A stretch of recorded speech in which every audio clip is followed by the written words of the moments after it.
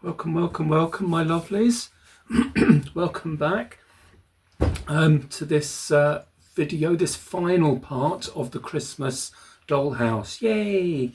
Well, I say yay because I'm excited to show you, but really I always get a bit sad when I get to the end of a journey when I'm doing different projects, because it's just such a lovely journey to go through. It's like reading a really good book when you don't want it to end, or a lovely meal when you don't want to finish it, or, now I'm saying this, like a tin of lovely chocolates that you don't want to eat, but you have. So there's the living proof. Oh dear. Denise, I just want to say thank you, by the way, for sending these and everything else that you've sent. Absolutely fantastic. They were absolutely delicious, I found out that you can get the different colours of these tins, which is a really fatal thing to know. Sometimes the internet's very bad because it makes you wish you could go on and buy some more, but there you go. They went down a treat, and I lasted them as much as I could during a whole movie, actually, on TV. It's about the slowest I've ever eaten chocolates, and John Boy loved his as well. Absolutely fantastic. Anyway, without further ado, let's dive straight into this, as people say on YouTube. I quite like that saying. Let's dive into the final part of the Christmas house and catch up and see what I've been doing. Hurrah! Right, now, so I'm just laying I've put wallpaper, the next room of wallpaper up. It's just measuring those rectangles, cutting it, and just pasting it and putting it on. With the putting wallpaper on, hang on, let me move the camera up 1 minute. Yes, with putting the wallpaper on,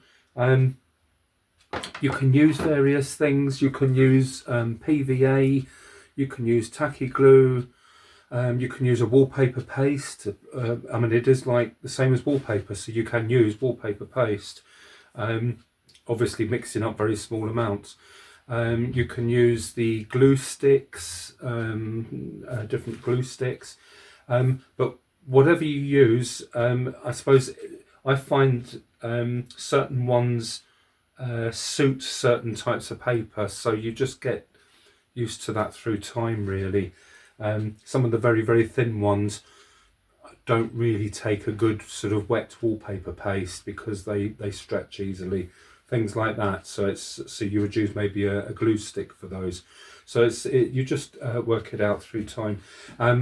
Also, if you can afford it, sometimes the papers aren't that expensive, so if you can, then I always work out how many sheets I need for a room, and I add one sheet onto that. So normally I have a spare sheet. Once you've ordered something, you've waited so long for it to come through the post, the shipping and what have you, and then you put it up, and then the last piece you're putting up you ruin and you have to tear off, and then you don't have an extra one to take that place, and then sometimes you end up having to order one sheet of wallpaper from somewhere far away and pay all the shipping costs and everything. So always for that sort of thing, I always have extra, and those extra sheets, if you don't use them, they'll always go in small sections in other houses, or you can cut them out and put wood around them and make paneling for walls in other houses. There's loads of things you can do with spare wallpaper. But what I will say is, whatever I use for each house that I'm doing, I put a watered down version of that on the walls itself. So if I'm using PVA or wallpaper paste, or the special overlap paste that I've used a lot, then I just do a watered down version of it, so it's not as thick, and just paint it on. It's almost like water when it goes on. Paint it on and let it dry, and then paste the paper and offer it up to the wall, and with the the dried paste already on the wall, it just always seems to cling easier and better, and it stays on. So that's just all I can think about of to do with wallpapers at the moment. I'll just bring the camera down again and show you where I'm putting the flooring down. And with the flooring, as I said, let me grab this. There's another new sheet that I have stained and coloured. What I do is, if I can do it here, is just bend each one so it opens up, and then I can't really do it up here easily, but I'll try. And then I just get the X-Acto knife in between the floorboard, watching my fingers obviously, and just run it straight down. So I'm just cutting each piece separately, and then I can cut that to length. So if I put that back there for now. So I would take a piece and just put it against the wall, see where it comes to on the next piece of wood that I've laid. Make a little mark, like so. And then take one of these wood snippers, because they're just ideal for this sort of thing, and just put it in. You can keep it at right angles, and then just click it. Is that the, yes, that's the piece that I wanted. So that fits in. Always as well, before you take the paper off, just check that it does fit. If it doesn't, you might need to nip a little bit more off.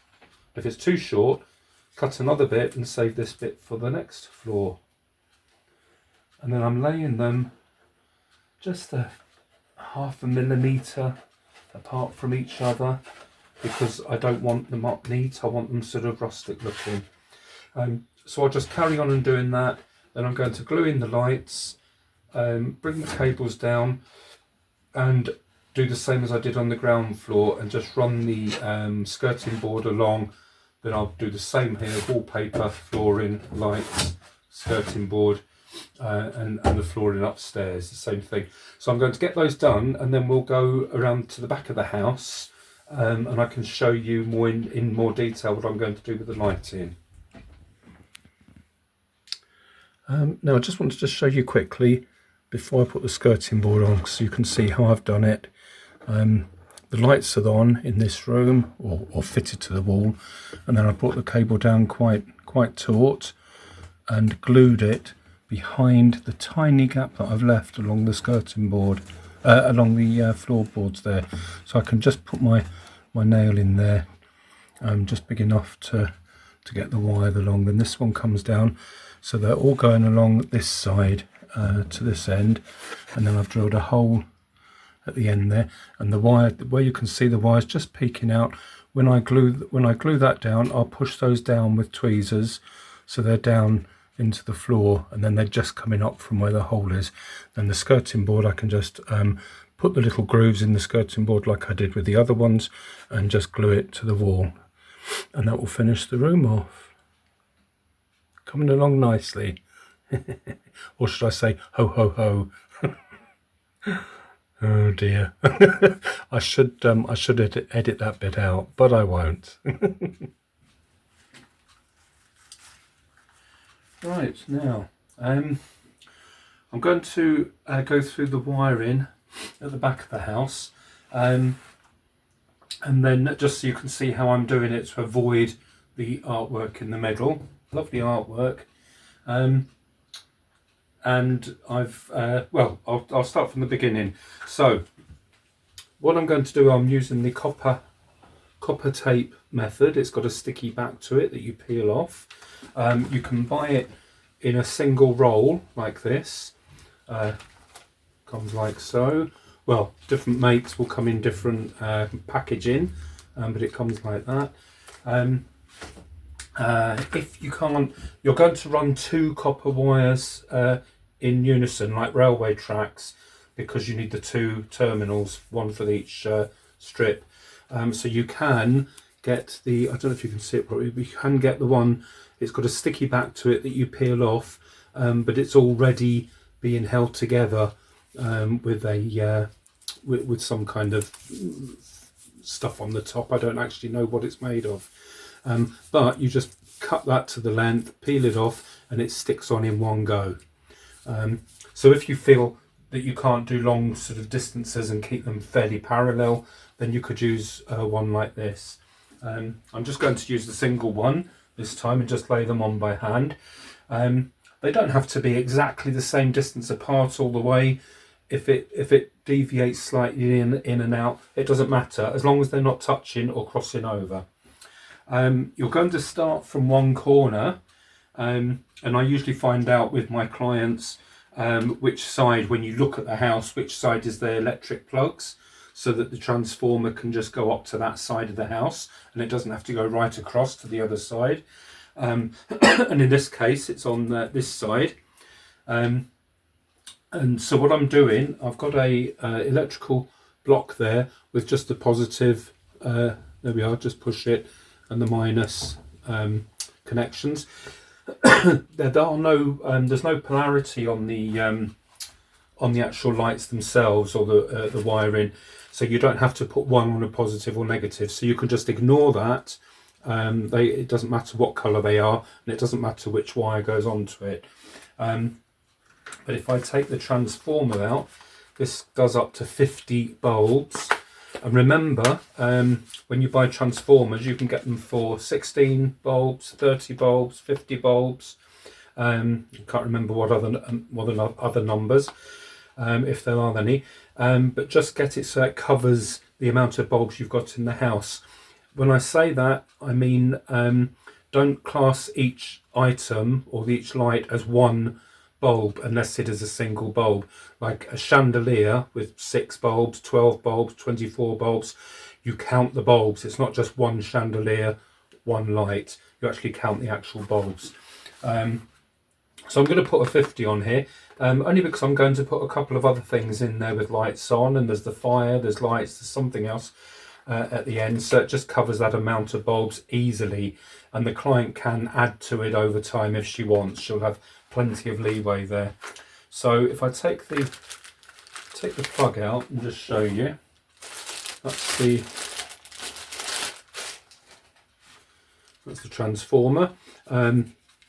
It just basically transforms the electricity from our voltage, or whatever your voltage is, down to 12 volts, which is just a battery voltage, which won't do anyone any harm. This cable, I'll show you, sometimes you get these and the cables have a single 2 wires on the end that you can just attach them to this straight away. Some of them, or I won't undo that, but some of them have this plug on the end. Don't be frightened by that. If you don't have an adapter that you're plugging this into, just cut this off, which is what I'm going to do. So these bits here, those 2 prongs there, they go into the plug itself, into the back there. You just undo those screws so it's loose, slide them in, slot them in, and then screw them up again. And as I say, it doesn't matter which way round they go. There's no positive or negative on the cables at all. So just plug them in that end, and that goes into your mains. Obviously, for folk across the pond and other countries, you may have just the 2 prongs on your plugs, so you would do the same. And then this end, as I say, I'm going to cut off, pull the wires apart, bare the wires, so there's 2 wires showing, and I'm going to put those into here, and it doesn't matter which way round they go. I'm just going to fix this to the house, push these, and then pop one in, then the other one. Now, to connect them to the rest of the electrics, you've got these 2 prongs at the back here sticking out. They come already sticking out like that, and what you do is press them up against your house, push them, and it actually bends. I can't really show you, but it bends the prongs flat, so they bend up into the thing flat when you screw it to the house. And what I'm going to do, you just have to make sure that the width of those prongs there, you're laying the copper wire up to them the same width, so the copper wire goes on one and the other one. So what I've done is, what you would normally do is just screw this, mark it and screw it into the back wall of the house. I can't do it with this one. Luckily I did think about this. It's a very thin backing. It's only got a 5mm plywood board. So when you put the screws in, 5mm is not much at all. And if you had them any shorter than that, it might loosen up and not hold in properly. So I'm just going to screw it into the back framework of the house, which is much thicker. So what I've done is lay that up against the house itself, marked where the screw holes will go.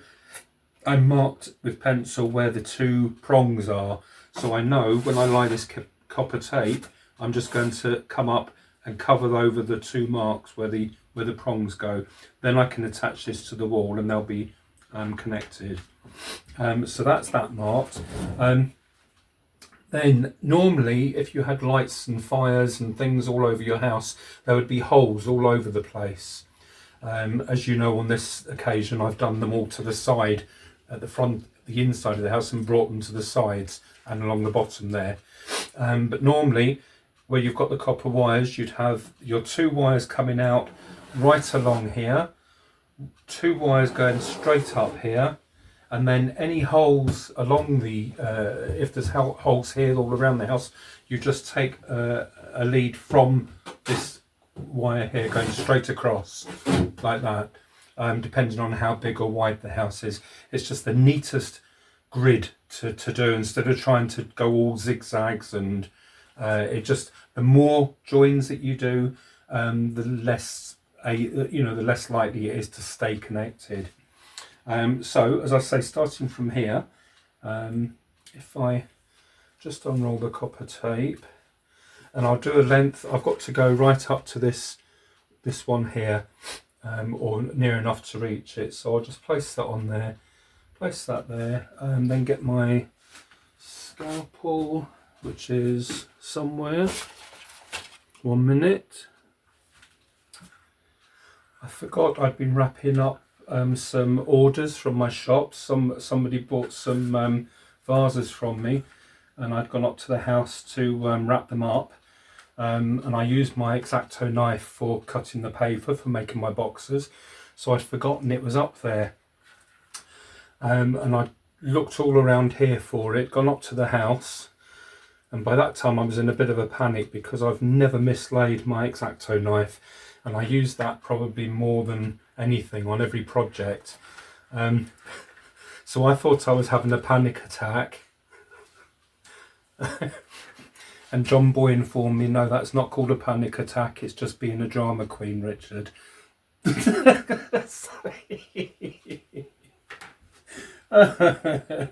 Apparently I don't know what a panic attack really is.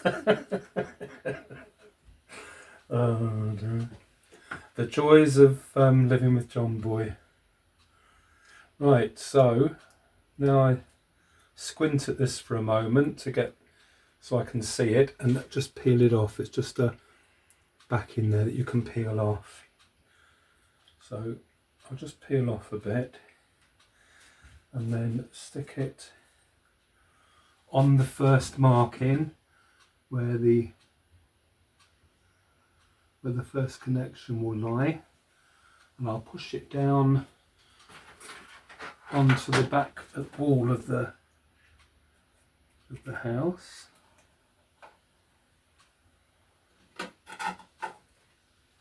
Like so. There we are. And then just sort of run it straight as you can, really. Like I said, it doesn't matter if it's not perfectly straight, but just do it by eye. After you've done a few, you get neater than neater, unless you're just having one of those days when nothing will help you do it right.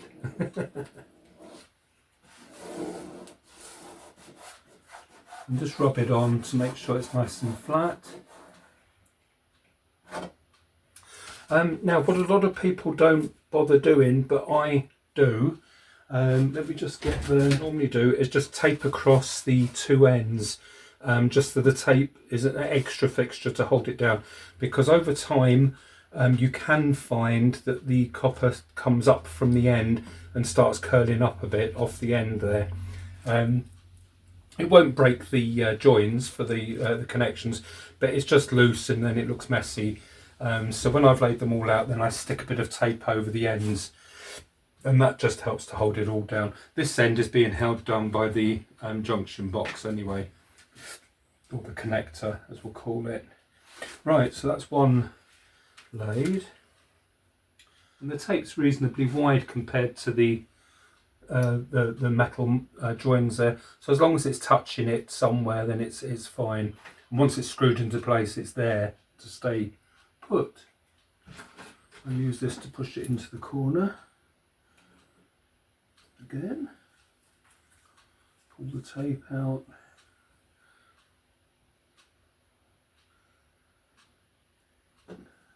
lay it down.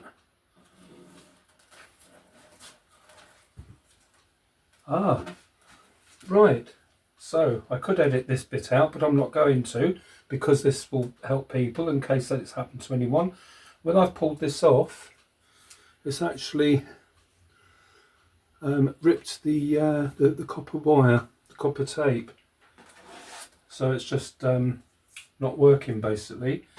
In all the years that I have been putting copper tape on the back, that's never ever happened. So just to show you that it can.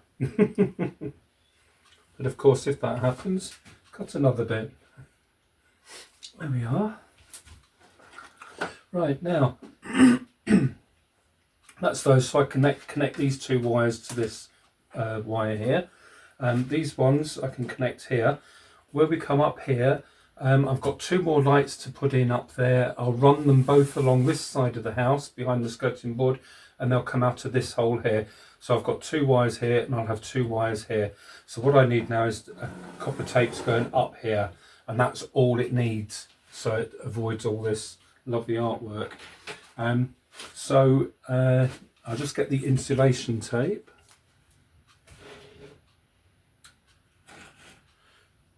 Right, okay, as I said, I want to run two copper wires up here now.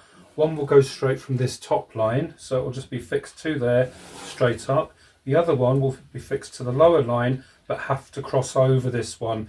If you just stick it on top, the copper will connect, and your lights basically won't come on. It will just be a blackout basically. It won't, I don't know of it actually blowing the bulbs or anything, because I've done that by mistake before and the bulbs have been fine, so I assume it's okay.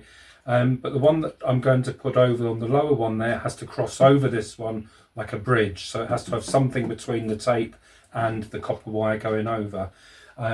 Usually I use a little bit of black insulation tape and just stick it on the one above, so this one can go over the insulation tape. You can use masking tape, any kind of tape, maybe masking tape, just put two layers on, one on top of the other, but make sure there's no way the connection can come through. You can get all different kinds of soldering irons. I knew I'd get the name at some point. And solder, you can buy in all different forms. This one has a temperature gauge, lower than higher, and an on and off switch, and a digital display there. When I switch it on, I don't know if you can see that, when I switch it on, the heat, I won't hold this end because the heat is going up. You can see how quick it goes up. It goes up to around 300, 310. It's on 230, 240, so that's how quick it's heating up. I usually let it go to its hottest, and it's just fine for this solder. There we are, 301 degrees it goes to. If you leave that in its holster and walk away from it, after, I can't remember, but a short bit of time, it's only minutes, it cuts off, so it doesn't stay hot all day if you forget it.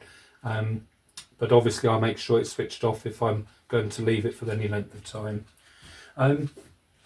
Now to join the copper wires, you can just peel them and just stick it on. That's fine. It does stay on, but what I like to do is just add solder in between it and solder them together, and then it just really reinforces them. So where I'm going to run this one up, just somewhere around here, it doesn't matter, as long as it's near these wires going up here, I'll put a bit of solder on the copper wire. When you're using the wire, don't hold it too close to the end, because it heats up the first couple of inches while you're using it. Trust me, I know. So you can hold it back here, it never gets that hot. You're not holding it on long enough for it to get hot that quick, or to go that distance. So I'm just touching it onto the copper wire, and there we are, like so. And then we'll put that back here. And now I'm going to peel the copper wire off. It's a bit overkill there, I only needed to come up to about here, but it doesn't matter. As I say, I'll just tape those down anyway at the end.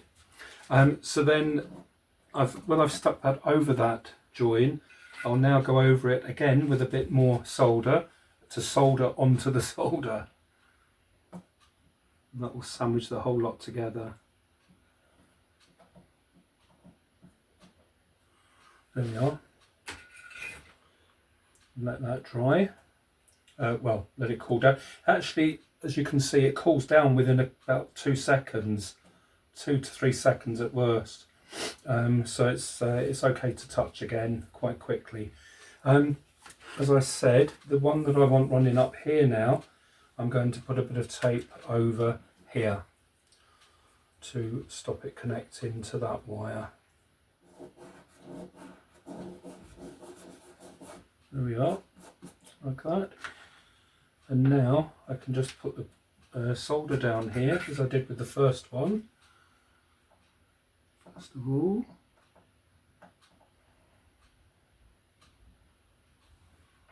like so. And that's it, cold,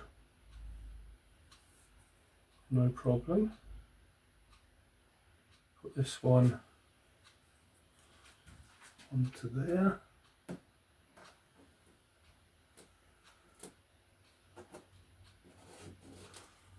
And run it straight up.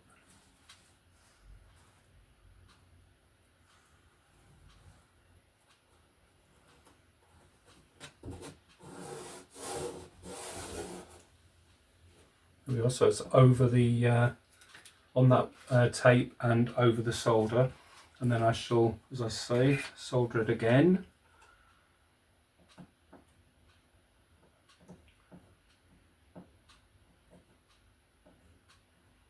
Yeah.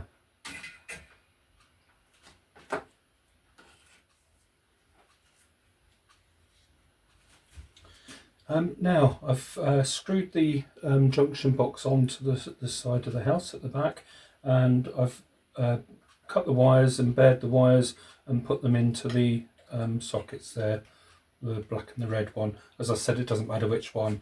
Now I'm cutting the wires to a nice short length. Don't leave them really long like that to attach somewhere close by, because you've just got loose wire laying everywhere. It's, apart from the fact it's untidy, it's easier to catch things if you're putting things behind it, or if you're moving the house. So it's just nice to have it nice and neat. So we've got the 2 wires coming here, 2 here, and I'll attach one at a time. Where it comes from the junction box right here at the beginning, you can attach the wires right to that right away. That's absolutely fine. I'm going to attach them past this junction, but the only reason I'm doing that is because this is now in the way. I should have put this on afterwards perhaps. It's now in the way, and it's just fidgety for me to get in there. So I'm going to attach them along here, which is just past the junction box. Like I say, that really doesn't matter. Don't be dictated to it by it like that. As long as one wire is on one length and one wire is on the other copper wire. Obviously don't put one here and one along here on the same wire, because again the lights won't come on. And to do this, I am, where have I done it to? About there. I'm going to add a little bit of solder onto the copper wire. It might not be close up for you to see it properly, but Hopefully you just get the idea of what I'm doing. And I'll put another one on the copper wire below, so it's about the same distance, like so. And then I'll get this shorter wire. I've twisted the wires just to make it a little bit more solid so they don't splay out. It's just a bit neater again. And again, I'm just attaching any wire to any side. So I'll touch the wire on it, then touch the soldering iron. I'm trying to do it so you can see what I'm doing at the same time. It's more difficult than when you're just doing it on your own. So attach it like so, and the other one, touch it, just touch it again. Just hold it for a second, then let go. That's fine. They're attached fine. Sometimes because I'm me, I put a bit more solder on top. You know, it's it can't be helped sometimes. You can't overdo it to the extent that it won't work. It will just build up more. So they're well and truly attached. Right, now, actually I'll just switch that off for a second. Like I say, the first most important thing is never cross two wires, two copper tapes over so that they're touching. That's a big no-no. None of it will work. The second most important thing is when you've attached your light or your fire or whatever that electric is that you've attached, don't carry on and attach all the rest and then plug your house in and see if the lights are working, because if something isn't working, it's so hard. Well, it's time consuming to track back. You end up undoing, attaching, unattaching lights again, whatever. So each time you've attached a light, just stand in front of your house. In this case, it's so small I can turn it, but I'll just turn it round, plug it in the electrics, and make sure that light is working. I'll take this out and plug this in. You won't be able to see it, but and it's working. That's one of the wall lights. So we know that works from this point on, up to this point. So unplug that, and I'm only unplugging and plugging in because the junction box I've got, the plugs are quite close together, and this is too big to plug in opposite another plug. That's the only reason I'm switching plugs over. So I'll switch that on. That's on. And then I can just do exactly the same with this one. Attach the wires. Also, you can, if you wanted, you can attach this wire straight onto this other wire here. You know, they don't have to go one beside the other. But I just like to do them so they're not because they're going to meet wherever they are along this line. They're still joined up. But I like to put them a little bit further along. So if a certain light goes and you know it's this wire, then you're not undoing both wires. You're only taking one wire off and changing it, or maybe just the bulb needs changing. But it's just good practice to put them separately when you put them on.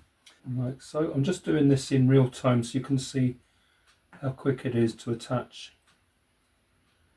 the wires. There we are. And again, I'll just dab a bit more on, remembering not to hold it too close to the end. Have a look, and that's the fire there's on now. Okay, so you can see I've just put some more masking tape on here and there, just to hold the copper strips down. So that's all nice and neat. The cables aren't too long. They're not taut. I don't put them on really tight. They have to have a little bit of leeway there, just in case you want to undo them and do them up again for maintenance or whatever. So I'll just pause the video and turn it round the other way. I'm now going to put the doors on the front. We'll just screw those back on. and then I've got one last thing to do before the house is finished. Yay! I always get a bit sad near the end of a journey because I know I can't carry on and do something else, but these things happen. I just want to talk really quickly about some magnets, just in case, you probably all do this, I don't know, but just in case you don't. One thing to have is, before you ask, I can't remember where we got this from because we've had it some time now. I can't remember if JB bought it or I bought it. It looks like a pen, but it's actually a telescopic magnet, and it's a very strong one as well. And lots of times when we're using these tiny little screws and putting doors on and off, and you drop them on the floor and you can't see them, or they go under drawers, under benches, under tables and things, and you can't get under there to see, then you can just put this down on the floor underneath the unit, like so far, and then just wave it backwards and forwards and bring it out, and 9 times out of 10 you will find the screw on the end of this magnet. And on our shelving here, we just put it, hang on, just put it on the shelving because it sticks, it magnetizes there, so we can't lose it. We know where it is, because it saves you looking for it and thinking, where's that magnet gone? So then you're looking for 2 things, the magnet and the screw. And the one last thing about the screws, when I'm putting the hinges in, very often the screwdriver you use, I'm using just normal screwdrivers. So when you put the screw on, you've got to hold the screwdriver, and very often it drops and falls and it's fidgety. So again, with the magnets, I buy these the little round metal magnets that you sink into the doors, and it keeps the doors shut on your doll houses, or for whatever you want to use it for. But they are very small round magnets. They're not big and cumbersome, but if you just get it and put it to your screwdriver, it then magnetizes your screwdriver. So if I put a screw on the end there as it drops off. Put a screw on the end, and I don't know if you can see it, but it does actually stay on quite firm as well. So you don't have to hold the screw then, you can just put it in. I'll just move the bench up. That's a bit better. So the screw's not dropping off or hanging or anything, it's just sitting there. And I can carefully line it up and screw it into the door. Well, screw it into the house. Like so. There we are. And then you can just take the magnet off again and keep it safe for another time. So that's just an easy way, or an easier way of putting, when you've got screws and they're small and fiddly, and you just want it to hold the screw for you. Now, so this is the last thing that I've done to the house. The house is now ready to show, but I just wanted to show you the last thing here. At the end of the copper wires here, I've put a short piece of wire going down to more copper wires here. And what that is doing is joining an electrical appliance at the front of the house on the door. So the rest of the lights are fixed to the building itself on the inside, so they're easy to connect. Although I've worked around the artwork, so I've done it slightly differently from how I would usually do it. But there's a light on the door, which I shall show you when we bring the house round to the front. And I'll show you how I've wired it at the front. But round the back here, the copper wire comes from underneath the house. It's actually on one of these bits of wood that goes underneath the structure. So it's underneath there, and I've joined it from there to there, so it's now joined to the actual system itself. I'll just pause the video while I turn the house around for you. Okay, so here we have the doors are on, and as you can see there's a lamp there. It's a really nice lamp. I've had it for a few years now and never used it. It's an old I don't know if it's a vintage light or not, but it's very well made. It's metal. It's very well made. But I've been saving it for something special. I haven't got a house that I want to put it on, so I thought I'd use it on this client's house because I think it goes really nice with the front entrance. And if I open up the door, so I've drilled a hole through the back of this, glued this, super glued it to the house so it's fixed. And then if we open up the door, hopefully I've got the camera at a good angle here. Okay.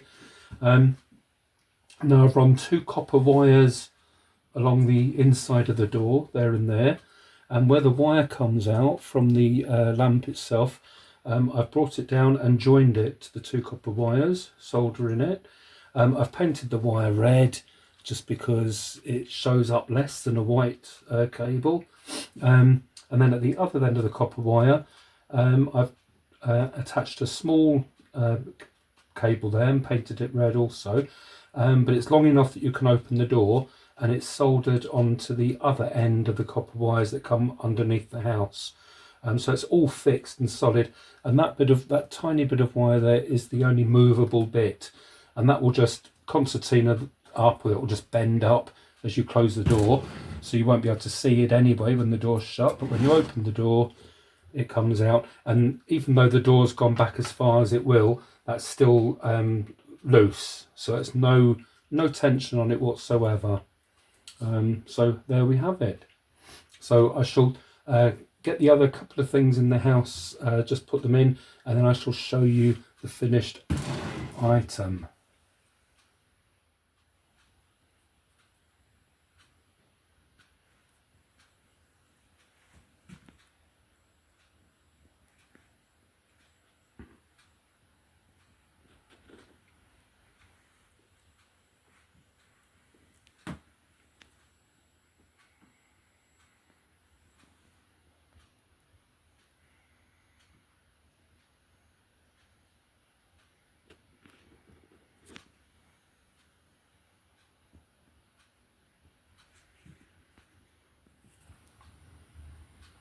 So the attic space here will be Santa's bedroom. So my client has bits and pieces and a bed and different things to put up there for the bedroom. Obviously she'll dress the house. And as I said, these other shelves are really storage for Christmas items. So she will just put all the things on the different shelves as a sort of stock room, so she can bring them out each year. And you can see the wooden beams I've put in the ceilings. They look nice. And come down to the next floor.